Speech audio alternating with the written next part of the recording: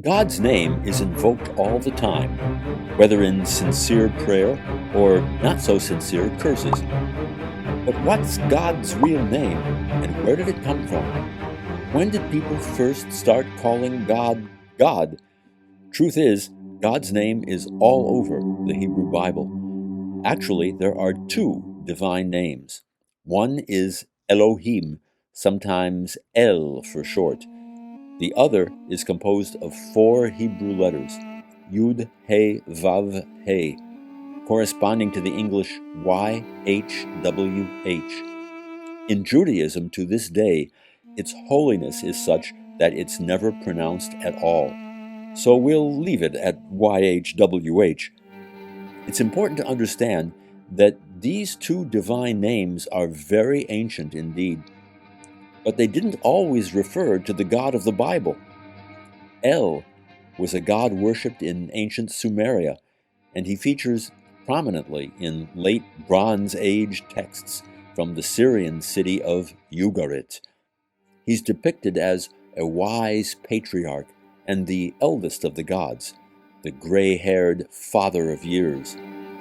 El is the father of the gods, or Ab Ilim, Ilim being a linguistic link with El.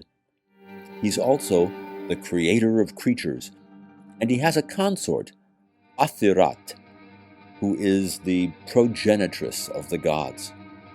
In later Phoenician and Punic inscriptions, El is also credited with creating the world. We have visual images from Ugarit that appear to present the beneficent El as enthroned, bearded, with his right hand raised in a gesture of kindness. As the father of humanity, he was invoked to cure diseases and bless children. For the Canaanites, El, or Ilu, was the head god of the pantheon and father of humanity, although distant and somewhat aloof. Before the rise of Israel, El had a wife, Ashera.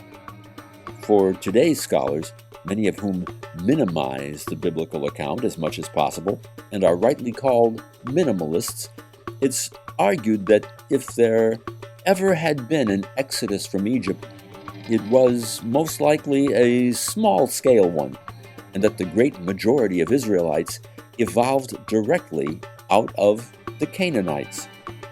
They settled in the hill country of central Canaan, and like the Canaanites, worshipped both El and Asherah, while recognizing the whole Canaanite pantheon. So much for monotheism. There never was an Abraham, and for a very long time the Israelites were themselves polytheists. In any case, it's been supposed that El was the original and chief god of Israel.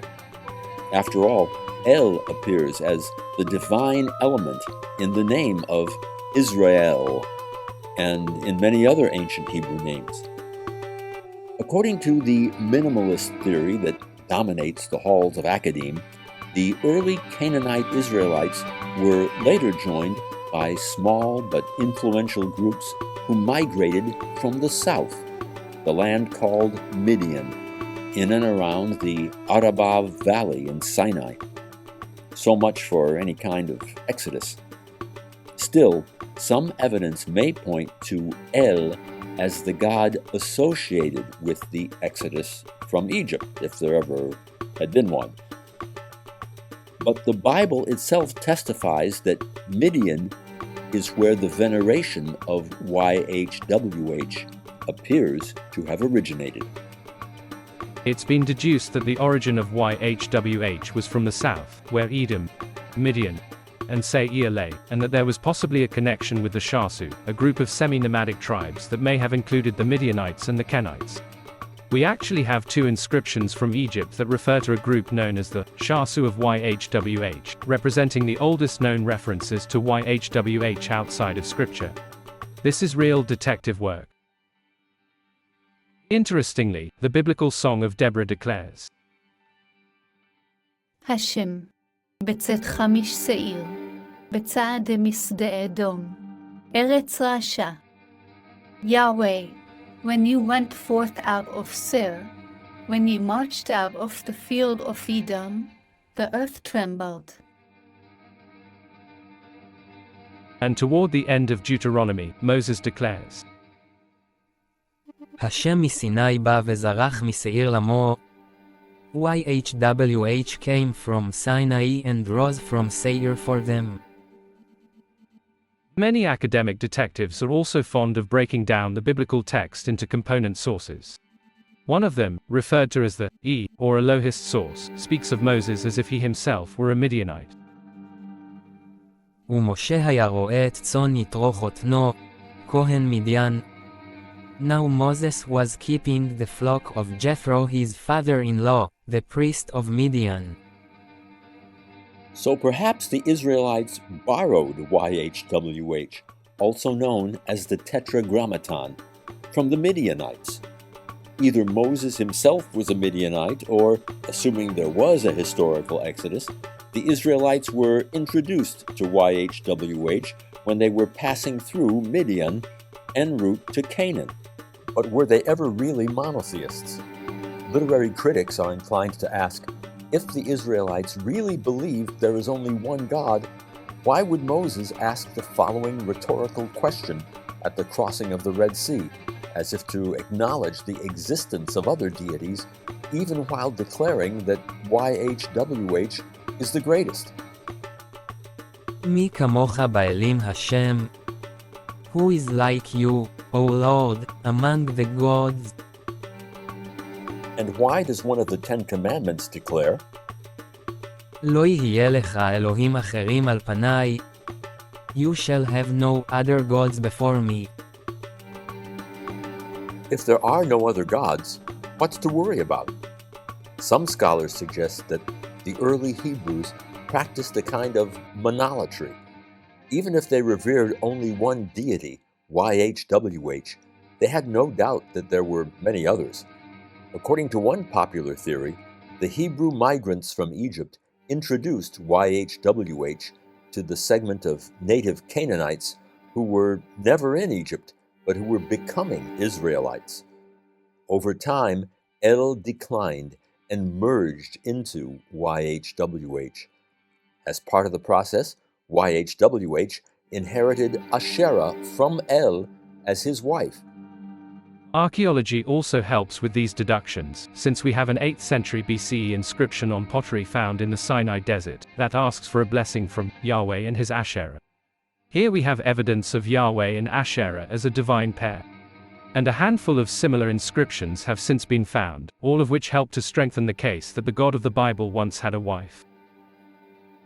The Hebrew Bible refers to Asherah directly or indirectly some 40 times, always in negative terms, so she must have been quite a challenge. Again, the idea is that the Israelites slowly morphed into monotheists and then trashed everything that smacked of paganism.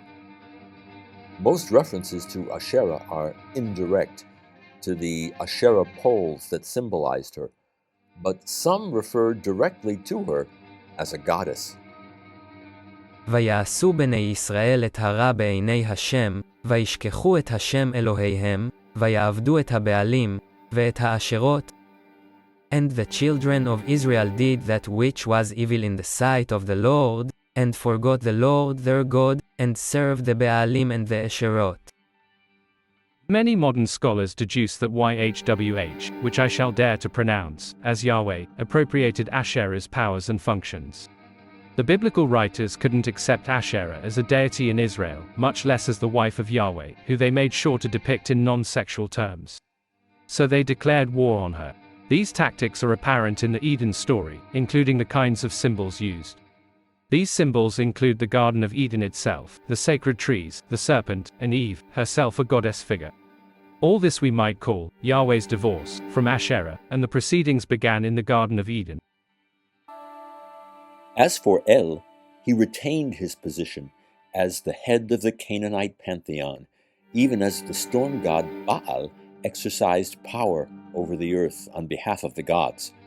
As king and judge, El was believed to preside over the divine council, meeting, according to ancient Ugaritic sources, at his own mountain home at the sources of the rivers, amid the confluence of the deeps.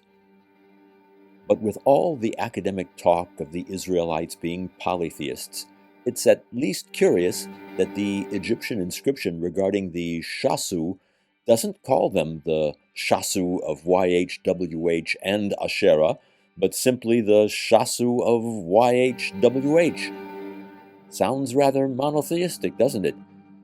So those in the minimalist camp have to say that there was one component of Hebrews who were somehow linked with the Shasu and who worshipped YHWH, and that they later merged with the majority Canaanite Israelites who worshipped El and Asherah and fused together YHWH and El, whose consort was ultimately ditched and subsequently referred to as Elohim.